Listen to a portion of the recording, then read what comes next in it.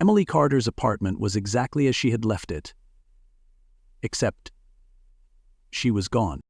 Her best friend, Ava Martinez, stood frozen in the doorway, gripping her phone tightly. The front door hadn't been forced open. It wasn't even locked.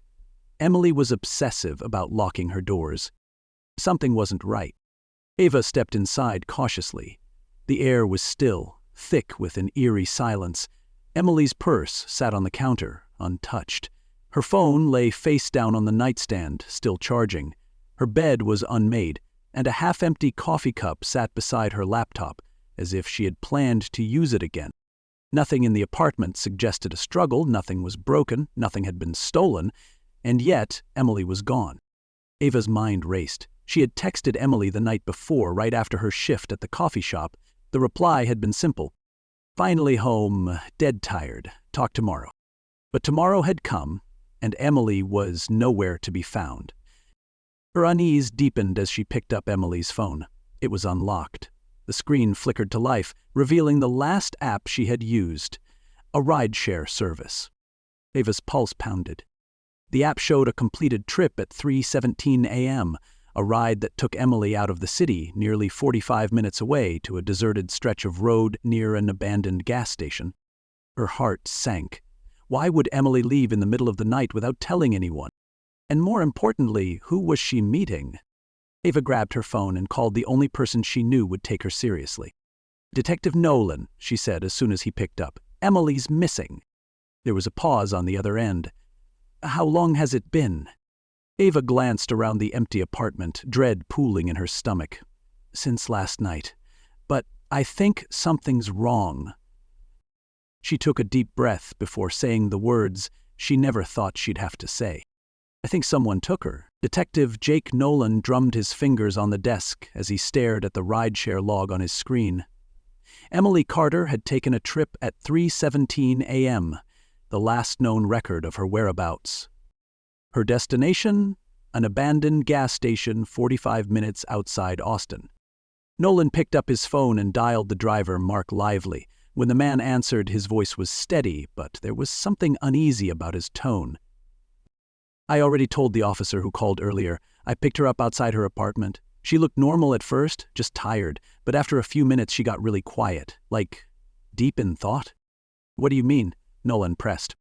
Mark hesitated. She kept looking over her shoulder, like she was nervous about something. I even asked if she was okay, but she barely said a word, just stared at her phone the whole ride. Nolan leaned forward. "Did she say where she was going? Was anyone waiting for her?" "That's the weird part," Mark said. "She just told me to drop her off and leave. Didn't wait for me to drive away before she walked toward the woods." Nolan felt a chill run through him. A young woman gets into a car at 3 a.m. She rides to the middle of nowhere. Then she walks into the woods alone. Or was someone waiting for her? Nolan's gut told him this wasn't a case of someone running away. Something else was going on. He checked the GPS coordinates from the ride and grabbed his keys. "I need to see that location myself."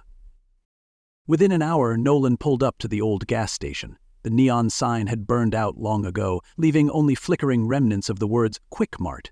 The surrounding area was pitch dark, the only light coming from his headlights. Then something caught his eye, a single footprint in the dirt, leading toward the trees. Nolan's pulse quickened. Emily had been here, but the question still remained. Was she alone when she walked into the woods? Or had someone been waiting in the shadows? Ava stared at Emily's laptop, her fingers trembling as she scrolled through her emails. Nothing seemed out of the ordinary until she spotted a draft email that had never been sent. The subject line was blank. The body contained only one sentence. "If something happens to me, it wasn't an accident." A chill crawled up Ava's spine. Emily had known, but who had she been afraid of? And why hadn't she sent the email? Ava immediately forwarded the message to Detective Nolan. Within minutes, her phone rang. "Where did you find this?" Nolan asked, his voice sharp. On Emily's laptop, it was saved as a draft, like she was about to send it but never got the chance. Nolan exhaled. "This changes things. It means she didn't just disappear. She knew something was coming. Ava swallowed hard. Do you think she was being followed? I think it's possible, Nolan admitted. That rideshare trip she took at 3 a.m., it wasn't random. She left willingly, but I'm starting to believe she wasn't acting alone. Ava closed her eyes, trying to make sense of it all. Emily wasn't the type to get involved with dangerous people. She was responsible, cautious. She wouldn't have just run off. And yet, she had left behind a warning.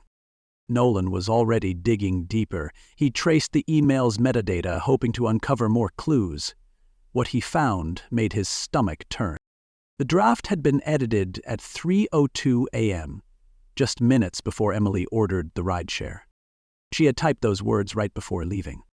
But had someone stopped her from sending it? Nolan clenched his jaw. He had seen cases like this before. People who knew too much. People who tried to warn others but never got the chance. His instincts screamed that Emily hadn't just left town. Someone had lured her out. And that meant she was in serious danger. Avis's voice broke through his thoughts. Detective, do you think she's still alive? Nolan didn't answer right away. He wasn't sure. But one thing was clear. Whoever had taken Emily had planned this.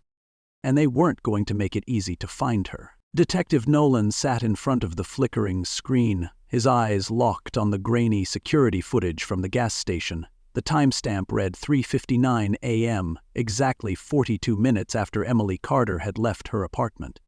The footage showed a car pulling up to the station, a dark sedan, tinted windows, untraceable plates. Emily stepped out. She hesitated, looking around as if expecting someone. Her arms were crossed tightly over her chest, her posture tense. She wasn't comfortable. Then he stepped into the frame. A man in a hooded jacket, tall, broad shoulders, moving with purpose. His face was turned away from the camera, but something about him sent a chill through Nolan. Emily took a step back as if reconsidering. The man said something. She hesitated. Then, reluctantly, she followed him toward the woods. And that was the last time anyone saw her. Nolan rewound the footage, watching it again. Every detail mattered. Emily had gone willingly, but only after hesitation. The man had been waiting for her. And the biggest question of all, who was he? Ava leaned forward, watching the footage over Nolan's shoulder. She knew him, she murmured. You can see it in the way she reacts. She was scared, but she still followed him. Nolan nodded grimly, which means he wasn't a stranger. His mind raced through possibilities. A friend, a coworker, someone she trusted. Until she didn't.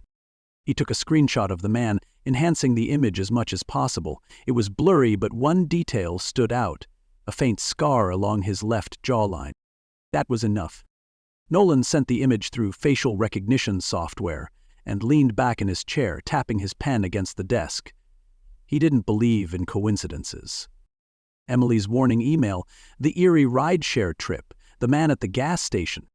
They were all pieces of the same puzzle. Detective Nolan's computer screen flickered as the facial recognition software completed its search. A match appeared. Ryan Calloway. Ava leaned in, scanning the profile that had popped up. Who is he? Nolan's jaw tightened. Ex-con, served 5 years for assault, released last year. He scrolled down, reading faster. And get this, he used to work at Millstone Coffee. Ava's breath hitched. Emily's job. Everything clicked into place. Ryan Calloway wasn't a random stranger. Emily had known him. Nolan pulled up old employee records. Ryan had worked at the coffee shop 2 years ago. He had been fired after a violent altercation with a female coworker. Ava's face paled. Oh my God! Emily never mentioned him, but she did say something about a creepy guy she worked with once. He got obsessed with another barista, kept following her home until the manager fired him. Nolan's stomach twisted. Looks like Emily wasn't just scared of some random person. She was scared of him. His mind raced. Ryan Calloway had waited 2 years before resurfacing. Why now? Nolan checked Ryan's recent activity. His heart pounded when he saw it. Ryan had rented a cabin deep in the woods, just 10 miles from where Emily's rideshare had dropped her off.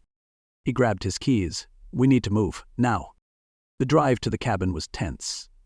Ava sat beside Nolan, clutching her phone, her mind spinning with worst-case scenarios. What if they were too late? By the time they reached the desolate road leading into the woods, dawn was breaking. The trees cast long shadows, the early morning light barely piercing through the dense branches. Nolan killed the engine and reached for his gun. "Stay behind me." The cabin was run down, barely standing, but when Nolan pushed the door open, he heard it. A muffled sound. A faint cry. Ava gasped, "Emily!" Nolan didn't hesitate, he kicked the door in. Detective Nolan's pulse pounded as he stepped inside the dark, musty cabin, his gun raised. The dim light from the window cast eerie shadows across the floor, illuminating the terrified face of Emily Carter. Her wrists were tied to the chair, rope biting into her skin. A strip of duct tape covered her mouth, her eyes wide with fear. "Emily!" Ava gasped, rushing forward. Nolan threw out an arm, stopping her. "Wait!" A floorboard creaked. He turned, just in time. Ryan Calloway lunged from the shadows, a rusted crowbar swinging toward Nolan's head. Crack! Nolan barely ducked in time. The weapon smashed into the wall, splintering wood. "Stay back!" Nolan barked, leveling his gun. "It's over, Calloway!" Ryan's wild eyes flicked between Nolan and Ava. His breathing was ragged, his fingers gripping the crowbar so tightly his knuckles turned white. "She shouldn't have fought me," he growled. "She should have just listened." Ava's blood ran cold. "You were stalking her, weren't you?" Ryan let out a twisted laugh. "She thought she could ignore me, pretend I didn't exist, but she belonged to me." Nolan took a slow step forward, keeping his voice steady. "Let her go, Ryan. You're not walking out of here otherwise." Ryan's expression twisted in fury. He charged. Nolan fired. The gunshot echoed through the cabin. Ryan collapsed, clutching his leg, howling in pain. The crowbar clattered to the floor. Ava rushed to Emily, ripping the tape from her mouth. Emily gasped, her breath coming in ragged sobs as Ava untied her hands. "You're safe," she whispered. "It's over." Nolan kicked Ryan's weapon aside, pinning him to the ground. "You're done, Calloway." Emily's entire body trembled as she clung to Ava. Tears streaked her dirt-stained cheeks, but there was something else in her eyes. Relief. She had survived. As sirens wailed in the distance, growing louder, Nolan looked at Emily. "You did the right thing, leaving that message.